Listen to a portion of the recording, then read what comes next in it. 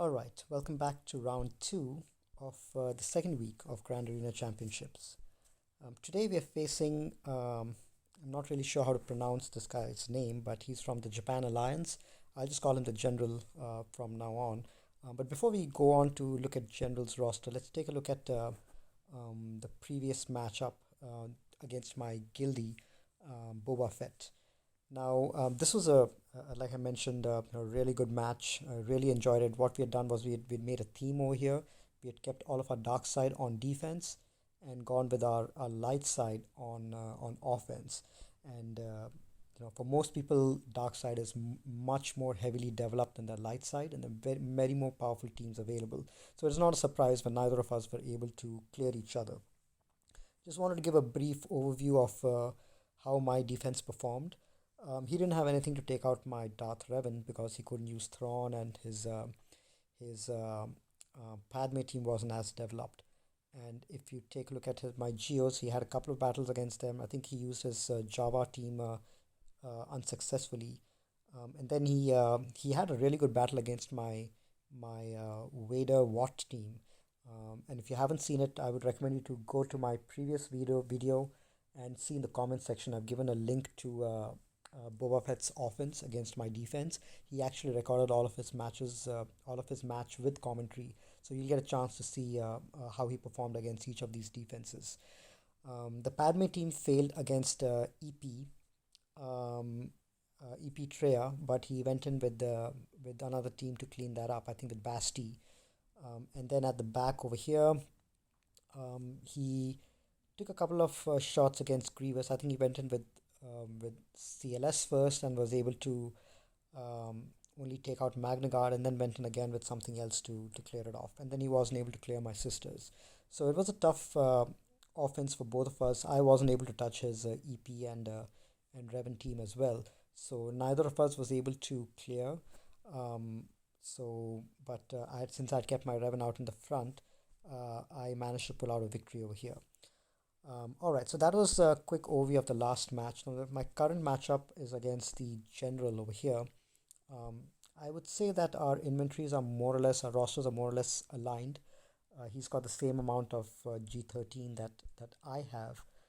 His speeds also are pretty comparable to mine, and he's got almost the same amount of um, you know characters that I have, including Watt, with comparable speed. So it's going to be a pretty even matchup over here. Let's go take a look at our defenses. So initially, when I went in, I kept on checking this setup throughout the day to see if he's attacked, and he still hadn't attacked, or at least that's what I thought until a few minutes ago. And then I went in and took a closer look at my Darth Revan, and I saw that he had 8 battles against my Darth Revan team, and he hasn't touched any of my other teams at all. It's all 0 battles. So I think this is what one of my guildmates calls rage trying, which is just the opposite of rage quitting, where you're unsuccessful against a team, and then you basically just go in and throw a lot of good teams against it, trying to get it down. So I think that's what my opponent has done over here, in order to take out my Darth Revan team. And you see this a couple of times in TW as well, when somebody just goes in and wastes a lot of good teams trying to take down one particular team.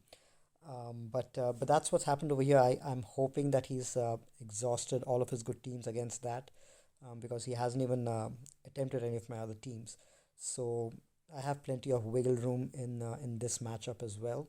So we can go in and try some fun stuff, and just take things as they come. So in terms of my defense, I set my Darth Revan team without my Sith Trooper. I used him somewhere else, and I kept my um, my Kira Scoundrel team over here.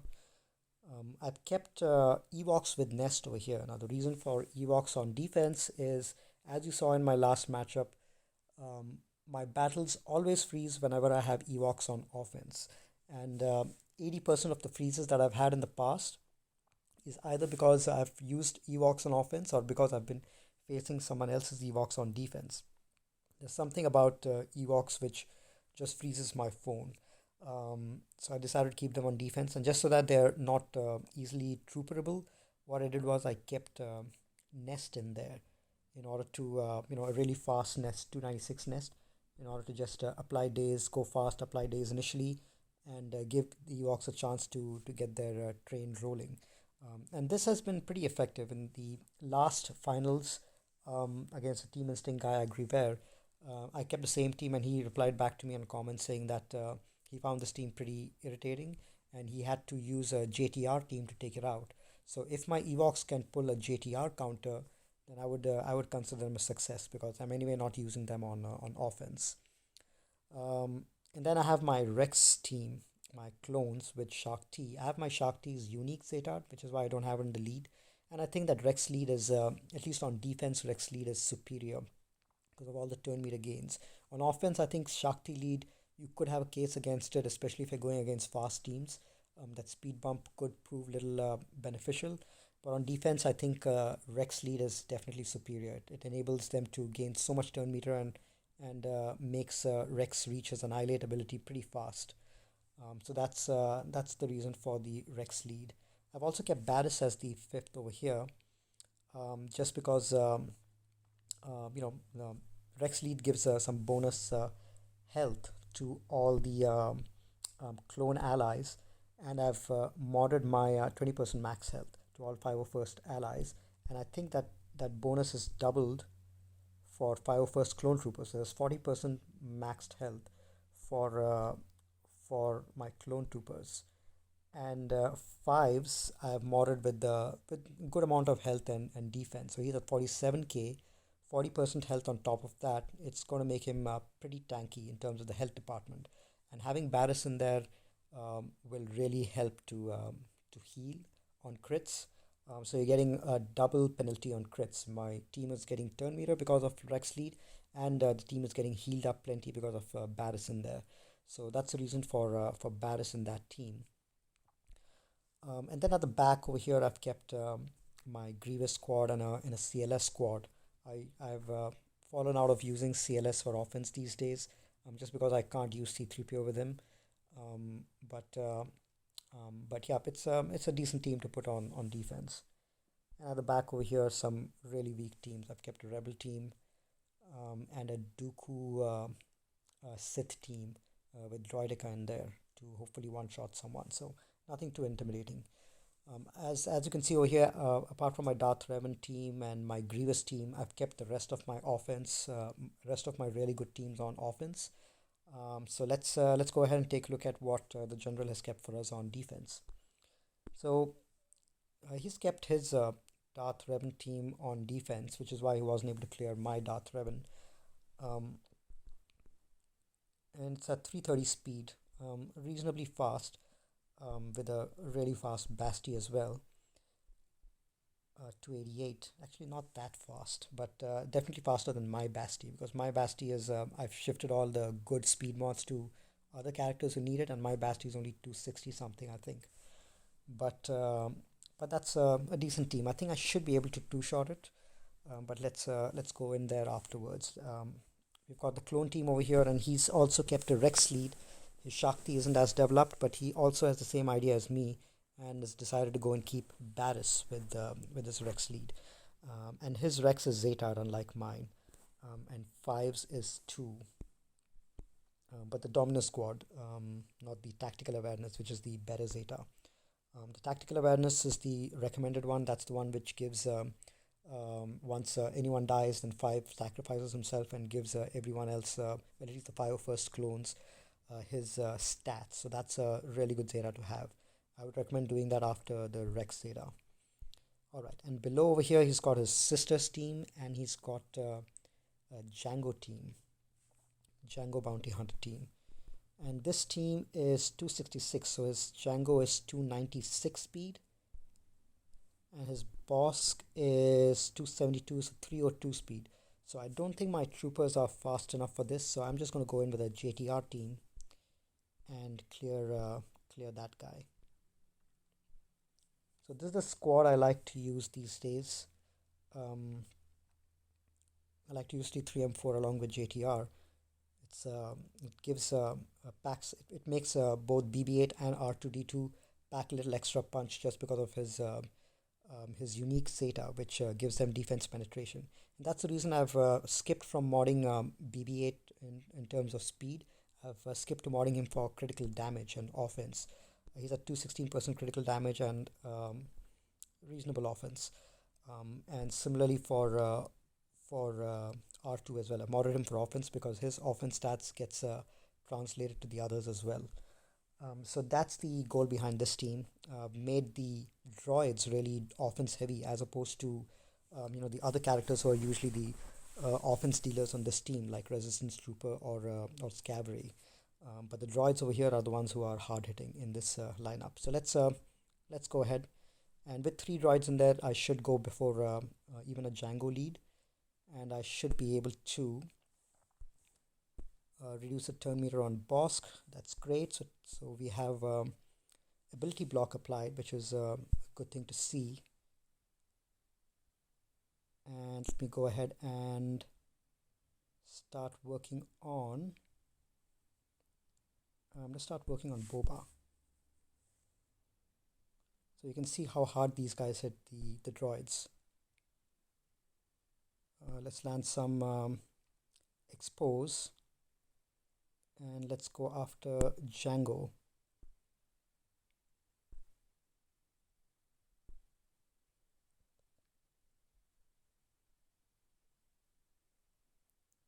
Okay, let's reduce the turn meter on. So ability block is still on Bosk, so I'm going to reduce the turn meter on Cad Bane. And then we can finish off Boba once we get the chance, or Django. And let's go after Cad Bane now.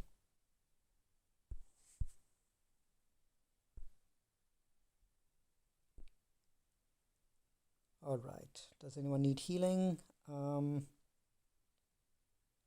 let's save it for now. Because Illuminated Destiny did top everyone off. We did have some health loss on R2, so we can probably use T3's healing ability, which recovers 50% health and 50% protection.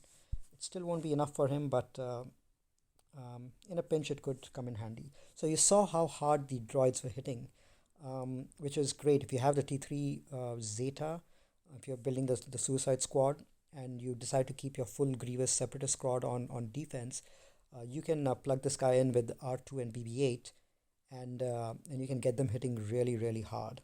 So I've skipped from modding them for speed and then giving them offense and crit damage mods. There we go, we got a promotion. Now for the Sisters team, I want to take in my Basti Wampa. That's usually my go-to squad against Nightsisters. I probably don't need Ezra in there.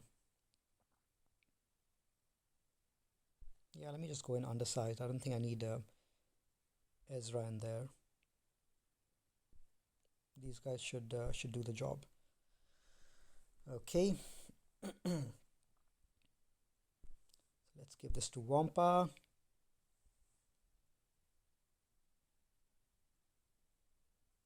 Supply some days.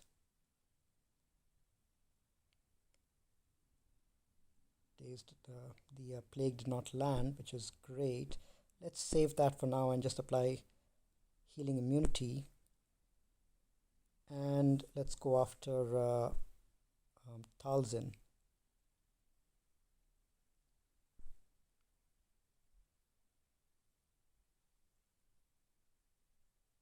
There. Wampa's counters do a lot of the job themselves.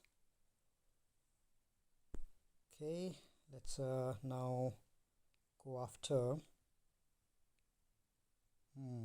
These guys are targeting Yoda. Okay, let's keep going after these guys one by one. Apply buff immunity again. We still haven't. So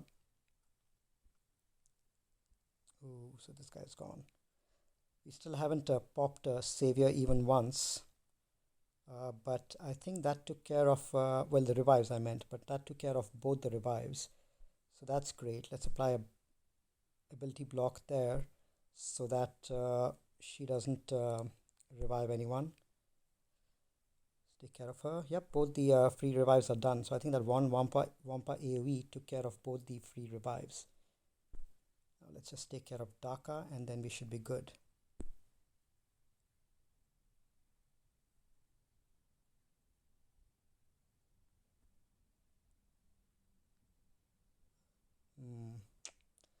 Daka brought her back.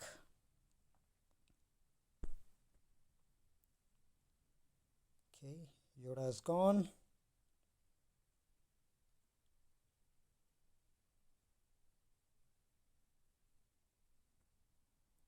Look at those counters. Alright, another one. That takes care of him. Daka died due to dots. And let's see how much damage this does. Let's slow it down. Didn't take it out, but applied some days. Okay, let's speed it up again. Alright, buffs to Wampa. That's what I like to see. And let's take out a Sarge now with an 80k hit. Look at that. You gotta love G13 Wampa. Now, let's see how much, because he hits through foresight. So let's see how much he hits Spirit for. 97k. This is amazing.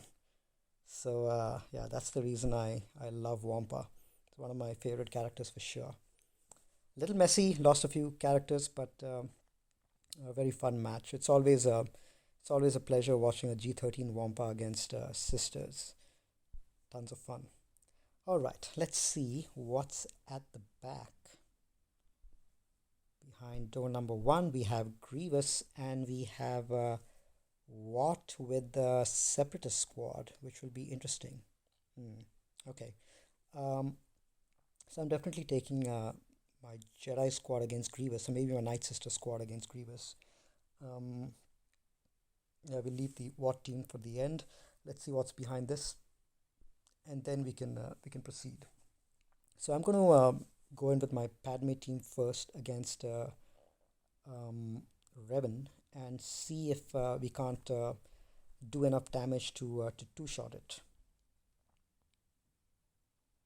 Alright, let's go ahead with this. We've got enough cleanup squads. I've kept both my crew as well as my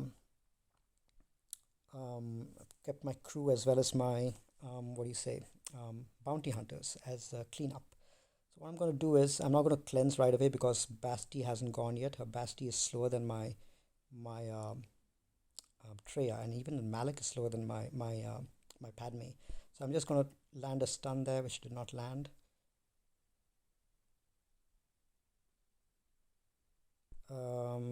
Okay.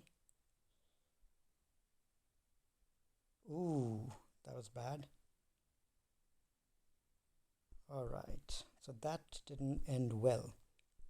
So that's the reason I always should go with a slow Basti. I've had so much more success with a slow Basti than a fast Basti. So looks like I have turn meter loaded their team, and I don't think I have anyone else to take them out. Well, I do have my Revan team with Thrawn that I can maybe use.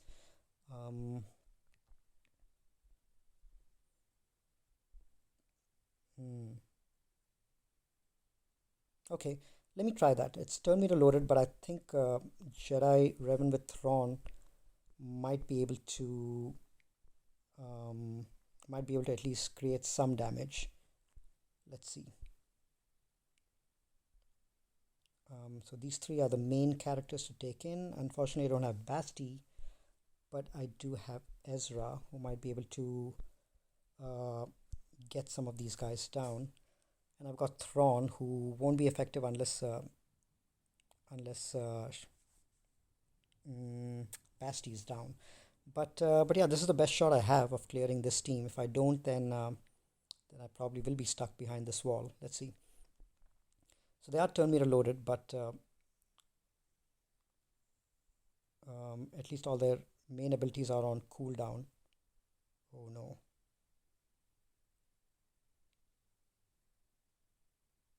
we lost we lost our Jolie, which is never a good sign. Okay, so we're probably not going to be able to clear this Revan, which is fine. I don't think my opponent will be able to clear anything from me. So that's fine. We had a little leeway. We were able to. We had to risk ourselves against the Revan. Padme usually does the job, but unfortunately, both his Basti as well as his Revan were slower than my Padme, which basically threw the turn order off. My Padme is about 292, and both his Basti and Malak were slower than that. If they are faster, then the debuffs would have already landed, and Padme would have cleared them, and then my job would have been much easier. Which is why Padme teams do much better against tougher Revens teams, but slow Malaks and slow Bastis really screw up the turn order and can really screw with you. But that's fine. Let's just go ahead with the other teams and then see if we can't throw anything else on the Revan. So against the clones, I love to use Geos. If you don't want to waste a really good counter like Darth Revan or Jedi Knight Revan or CLS against it, a lot of people tend to use CLS against the clones. You could always go with Geos if you've kept Geos on offense, and Geos are a really great team to take against them. They so the clones have got a lot of single target attacks, and they've also got AoEs. They've got retribution, which can easily be spread to them through Shakti. So in this case, they won't have that because there's no Shakti in the team. But when they do have it, the Geos are really good counter to it because they don't have any AoEs. Well, except for one on Brood Alpha. The rest of them don't have any AoEs. All of them are single target attacks, so they can't get retribution back on them by all the clones. So that's an advantage. And these guys have got Dispel on Basic, which is great against the clones. If you've got the Zeta on Brood Alpha Leadership, the basic abilities of Geonosian allies also do 10% damage for each buffed enemy.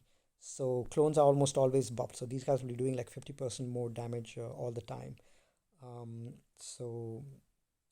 These guys are able to apply Tenacity Down and Ability Block, both of which are great against Rex's Tenacity Up.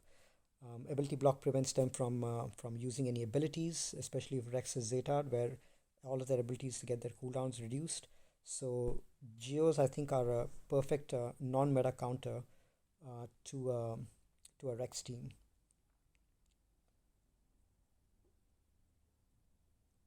All right. And look at how hard these guys are hitting. The whole protection gets taken down just like that. So let's get rid of Clone Sergeant. Let's heal everyone. The one shot. Look at that. And look at how hard he was hitting. This is even with Zeta Barris in there. Brute is essentially just one-shotting everyone with his counters. Okay, let's just get rid of this guy.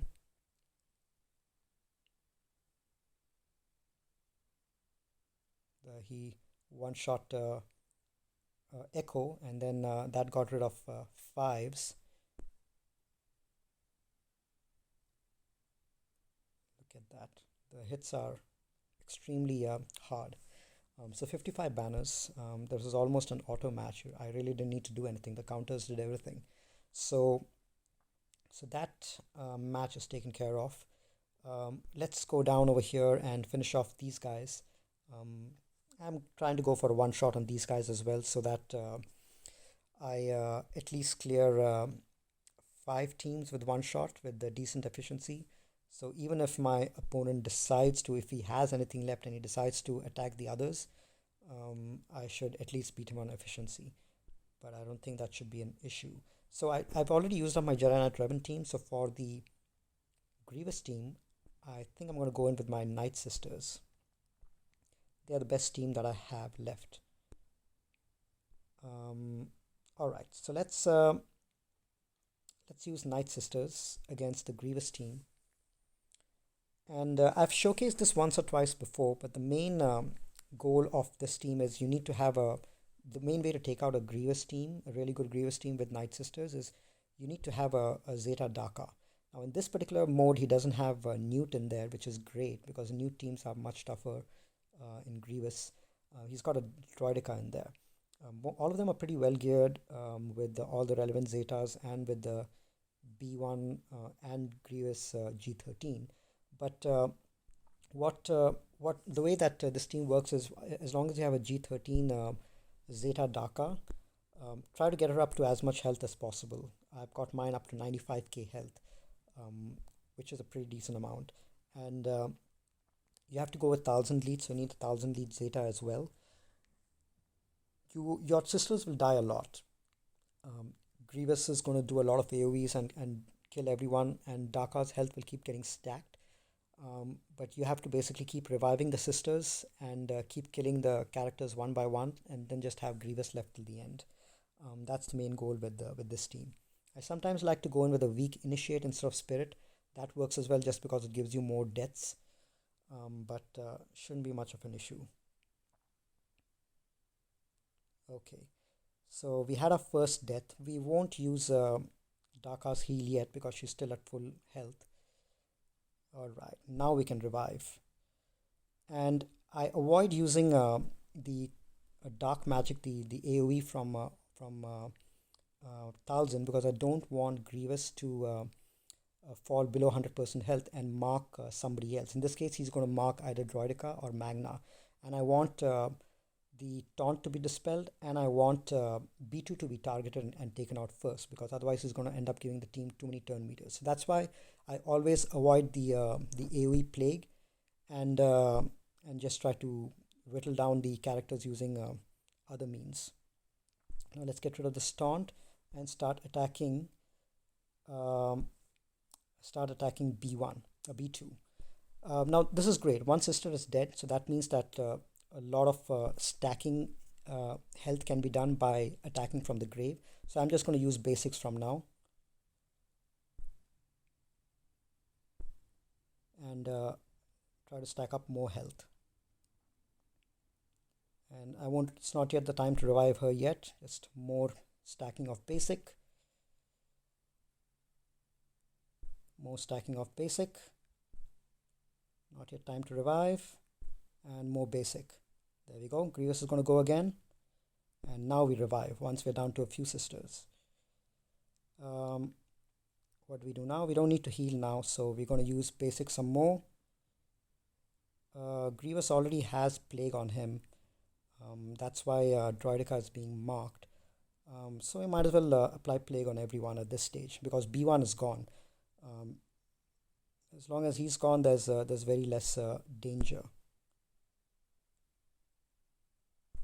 Okay, some more. So Daka doesn't even get into yellow health. She's stacking so much health. Now I'm going to slow down the heal so I can see how much Daka heals for. She typically heals for about 50% of her health.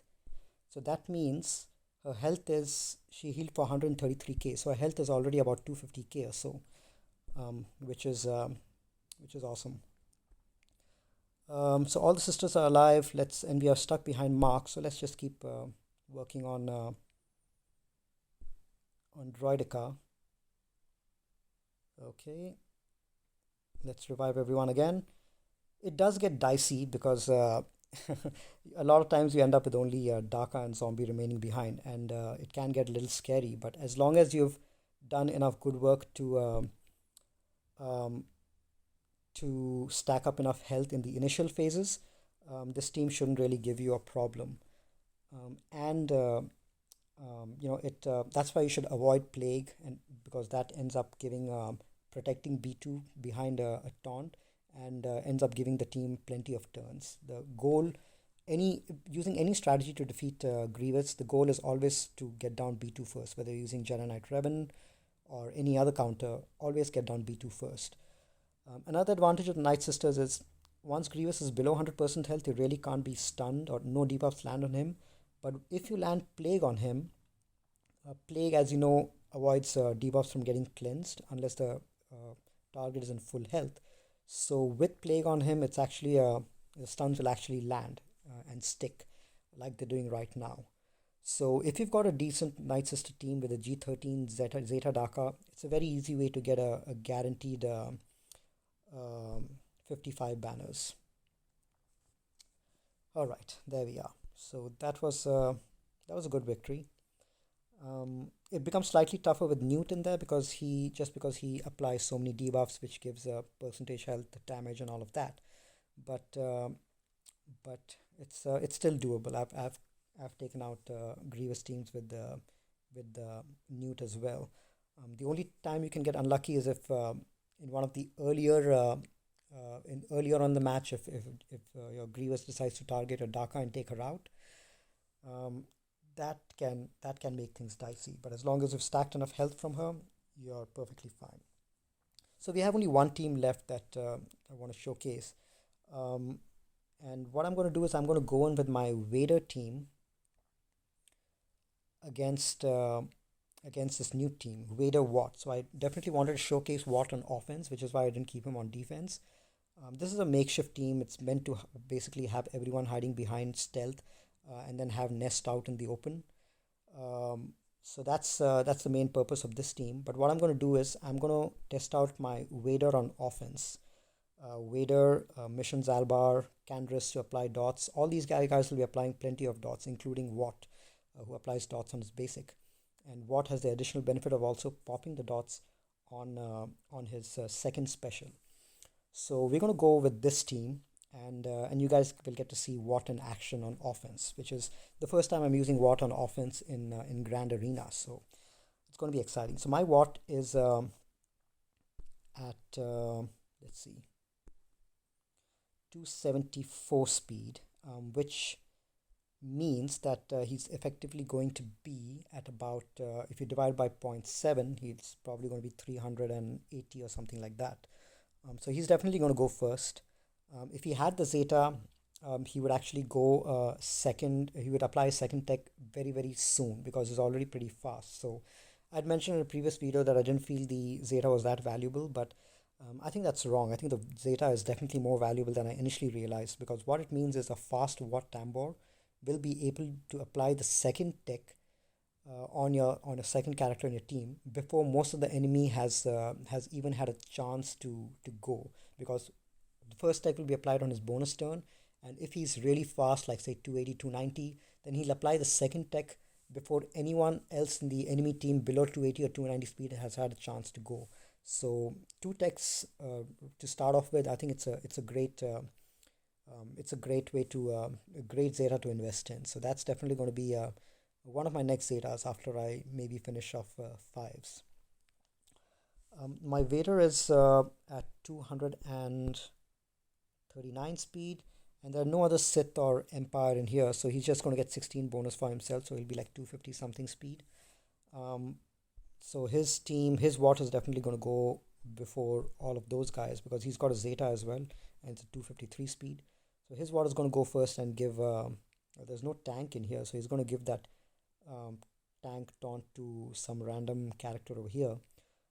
But I don't think it should be an issue for my Vader team. Let's go in and take a look. So he's going to take a turn first since he's got the Zeta, and he's going to give it to Newt Gunray. And what he's given him is the shield generator, which is he recovers 30% protection on his own turn, but he's not a tank, so he's not going to end up taunting, which is why it's useless to put in Watt in a team which doesn't have a tank. That totally defeats the purpose. Alright, so we are going to use this on Zalbar so that he keeps taunting.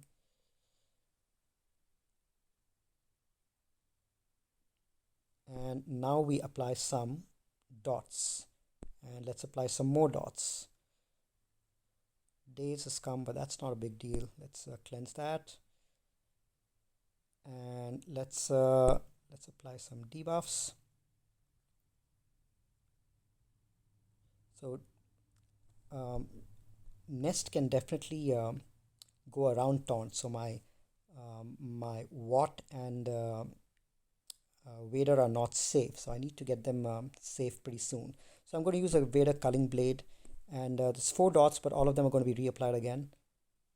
Let's try to get rid of what. There we go. So he's managed to apply tech on 2 of them, on all 3 of them actually, yeah. So there's Count Dooku has got the weapon mod, and Nightsister Acolyte, who's the weakest of them, has got the medpack mod, which is the survival mod. She'll recover 5% health and on each enemy's turn. So let's apply this on Nest.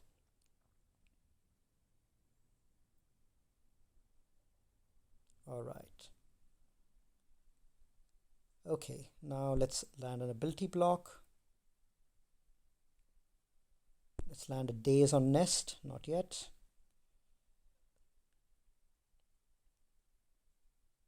All right, now let's apply the survivability tech, which is the med pack, on Vader so that he recovers health and protection. Let's give this to Dooku.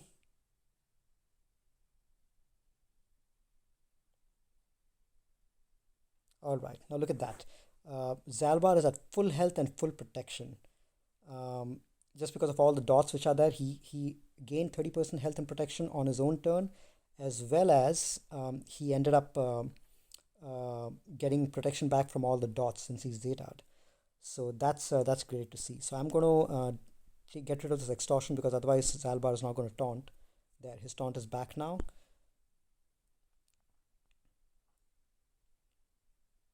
And because of the dots, all of these guys are essentially losing tons of health and protection. So I'm going to give this to Blast Tech Weapon Mod to Mission, so that she hits under she hits extra hard. So you don't even really need to do anything. Even somebody hiding behind stealth is still going to get the dots applied on her.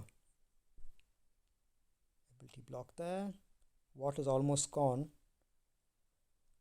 Now, before he goes, I want to do one thing. I want to pop the dots over here. I'm going to use his discharge energy and pop the dots so that I can see what damage is done. There's not really that many dots out there.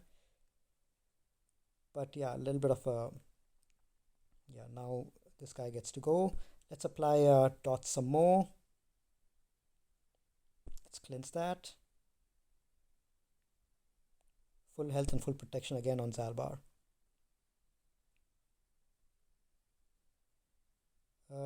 Let's apply some more dots, and you can see here Vader is always at full health and full protection. I'm going to speed it up a little bit.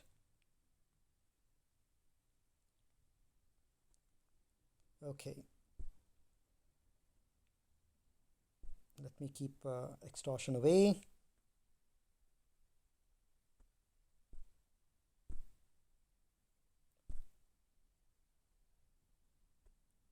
Okay, let's get rid of this one.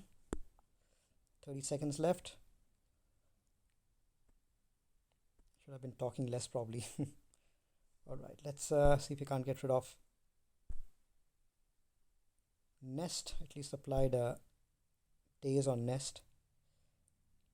Probably won't finish it in this battle, but we'll get it done in the next battle. But yeah, at least we got to see how what works on offense. I think if I was talking a little less, I would have probably gotten this done a little better. But that's fine. We have more than enough teams to take it out, because we're not going to be doing anything against the Revan. But you can see over here, Watt did a pretty decent job on defense, and Newt lead, especially with extortion, is pretty cumbersome on offense, on defense. But as Zeta Watt, you saw how quickly Watt was able, on the enemy's team, was able to apply the text on 3 characters almost by his second turn. He was able to do it, and it took a couple more turns for my Watt without the Zeta to apply the text. So it's definitely much better that way. All right, so what do we have to take? We do have a Treya. I wonder why I didn't use that. We have a Treya and IPD, so maybe we just go in with the... Yeah, we'll just go in with our Sith and finish that off.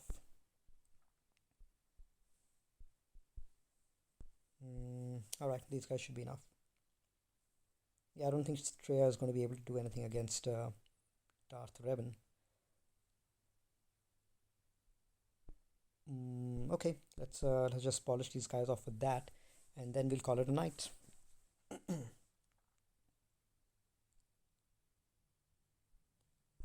All right, let's apply some days, and let's keep working on them. I think I can get rid of this one. Apply and isolate there so she doesn't counter. And let's get rid of him and try it again.